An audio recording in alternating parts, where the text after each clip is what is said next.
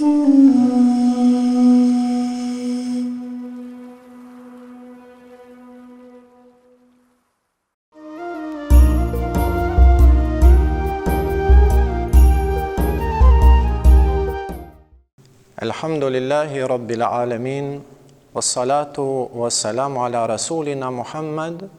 wa ala alihi wa sahbihi ajma'in. Allahun Gjellëshanuhu e falenderojmë dhe në këto ditë dhe ne të bekuara të Ramazanit, Muhammedin alayhi salatu wassalam me salavate dhe bekime përkujtojmë. Të nderuar vëllezër e motra, sonte le të hedhim pak dritë në rëndësinë dhe peshën që ka bashkëpunimi në mesin e njerëzve, kur janë në pyetje sfidat e jetës me të cilat ne çdo ditë ballafaqohemi. Së pari, le të kujtojmë se Allahu Gjellëshanu krijesën njeri e definoi si qenie shoqërore, si qenie e cila nuk mund të jetojë si individi vetëm. Allahu Gjellëshanu njeriun e quajti Khalifetullahi fil ard, apo më këmbës i fjalës së Zotit në tokë, që nënkupton se njeriu në tokë do të bëjë jetë shoqërore. Dhe në rritjen dhe ngritjen e kësaj qenjeje, gjithsesi se njeriu do të ballafaqohet në kuptimin e rritjes dhe ngritjes së tij në çështjen e librit dhe mësimit, në kuptimin e qeverisjes dhe thirrjes së njerëzve në të mirën e përgjithshme, në kuptimin e zhvillimit ekonomik, në kuptimin e ligjeve dhe drejtësisë. Kështu, qenia njerëzore e ka patjetër që në realizimin e këtij misioni që të bashkëpunojnë mes veti dhe që të tejkalojnë sfidat me të cilët ata ballafaqohen, që misioni ynë në këtë botë të jetë në mënyrën më të mirë. Gjithsesi pra, është Islami ky që na mëson neve se nga elementet kyçe të tejkalimit të sfidave me të cilat do të ballafaqohemi është po ky bashkëpunim tek i cili neve e përmendëm. Allahu Gjellëshanuhu neve na thot në këtë drejtim, kështu janë inspiruar dhe janë motivuar gjenerata ndër shekuj, dietar i gjithë ummeti, kështu motivohemi edhe ne tek fjala e Allahut Gjellëshanu, i cili në surën El Maide në ajetin e 2 na thot se wa ta'awanu 'alal birri wat taqwa wa la ta'awanu 'alal ithmi wal 'udwan. Ju ndihmoni mes vete me të mira e në të mbara, e mosni në mëkate dhe armiqësi. Kështu pra, Allahu Gjellëshanu neve na drejtohet dhe na thot se çështja e bashkëpunimit na bën me dije se është çështje edhe e fesë, të cilës ne i përkasim. Në të kundërtën, njeriu në qoftë se do të jetonte një jetë individuale, ajo nuk do të kishte pasur kuptim dhe do të ishte një hiç gjë, ashtu siç përmendën edhe Ibn Khaldun, njëri ndër shkencëtarët dhe themeluesit e shkencës së sociologjisë, në të cilën ai shprehet se njeriu i vetëm nuk do të kishte pas mundësi që të prodhoj apo të kultivoj edhe një grusht grur, edhe po ta bënte këtë, ai gjithsesi nuk do t'i duhej. Pra, neve si musliman e kemi parasysh se ky lloj bashkëpunimi që nga nisma e shtyllave të fesë islame duhet të vazhdojnë në çdo sferë të jetës sonë. Kur themi ne nga nisma e shtyllave të fesë islame, gjithsesi adhurimeve të cilat neve i kemi në përditshmërinë tonë, siç është njëshmëria e Zotit, ku të gjithë anëtarët e shoqërisë dëshmojnë Allahun një, siç është namazi që çdo ditë takohemi ne me të tjerët në xhami në të njëjtet saf pa dallime mes nesh, siç është muaji i Ramazanit i cili na shndron në një shoqëri sikur të ishim një trup i vetëm brenda një muaji, ashtu siç është edhe sadakat dhe zeqati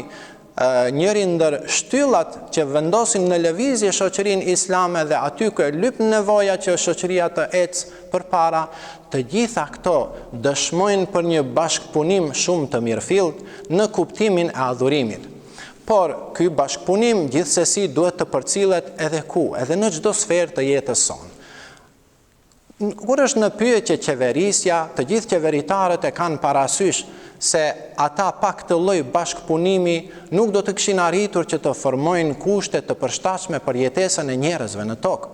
Si shtyllë tjetër, gjithsesi e këtij lloji bashkëpunimi është edhe mësuesit dhe mësueset, të cilat gjithsesi ata mundohen që të bashkëpunojnë mes vetit, bashkëpunojnë me nxënësit dhe studentët e tyre, me prindërit e tyre, që të themelojnë, të hartojnë teknika, metoda dhe mënyra të edukimit të gjeneratave të ardhshme, sepse ky lloj bashkëpunimi është i patjetërsueshëm nga shkaku se pesha e shoqërisë në të ardhmen do të vijë dhe do të bjerë mbi të rit dhe të rejat tona. Gjithsesi, një element tjetër i këtij lloji bashkëpunimi duhet të jetë edhe në mesin e të pasurve, të cilët patjetër e kanë që të bashkëpunojnë mes veti për shkak se duhet të dinë se ku do të orientohen në kuptimin e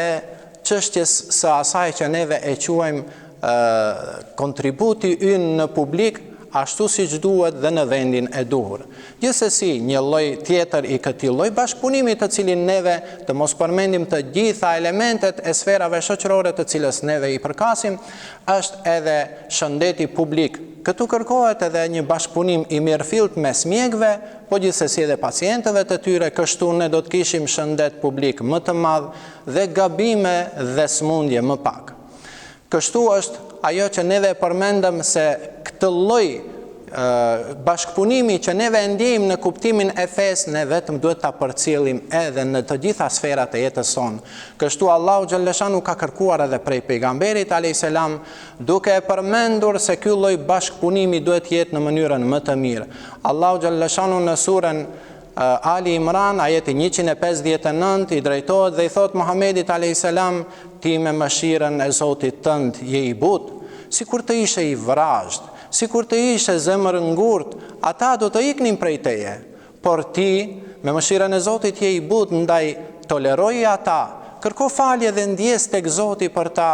dhe bashkëbisedo me ta. Theksin e veçantë po e vendosit te kjo pjesë dhe bashkëbisedo me ta.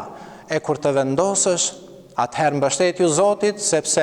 me të vërtet Allahu i do ata që mbështeten tek ai. Pra feja islame është një fe e cila e do shoqërinë, e do që ta ngrisë dhe ta arrisë shoqërinë, kurse ne nëpërmjet këtyre motiveve, nëpërmjet këtyre ajeteve, nëpërmjet haditheve të pejgamberit alayhis salam, vetëm se përcjellim atë motiv që kërkon Islami prej nesh. Kështu, në qoftë se ne do të jemi bashkëpunëtor dhe do të vazhdojmë në shoqëri në gjitha segmentet e jetës të bashkëpunojmë mes veti, neve çfarë kemi bërë? Së pari kemi kryer emanetin e Allahut xhalleshanu në tokë, së dyti kemi dhënë një imazh të fuqishëm se si do të duhej të dukej shoqëria islame, tek e cila ne shpresojmë që të shënojmë dhe të vendosim rregulla që shoqëria islame të duket si shoqëri pozitive, si shoqëri shembull dhe model. Ndaj këtë fjalë të fjalim të Ramazanit të nderuar, dëshiroj që ta përfundoj me një fjalë të një dietari islami i cili thot: në qoftë se ti, o njeri, nuk i jep diçka jetës apo botës, atëherë dije se je i tepërt në të. Andaj neve na mbetet që në këtë botë ashtu siç është, me këto kushte ashtu siç i kemi, të shënojmë mirësinë në përgjithësi, që të jemi shpresa për ata që do të vinë pas nesh dhe dobinë e kësaj mirësie ta jetojmë edhe ne, me shpresë tek Allahu xhalleshanu që dobia e kësaj mirësie me të cilën neve po thrasim të jetë shumë fishuar për ne në botën tjetër. Wa akhiru da'wana anil hamdulillahi rabbil alamin. Dhe lutja jonë e fundit le të jetë falënderimi takon Zotit të botëve.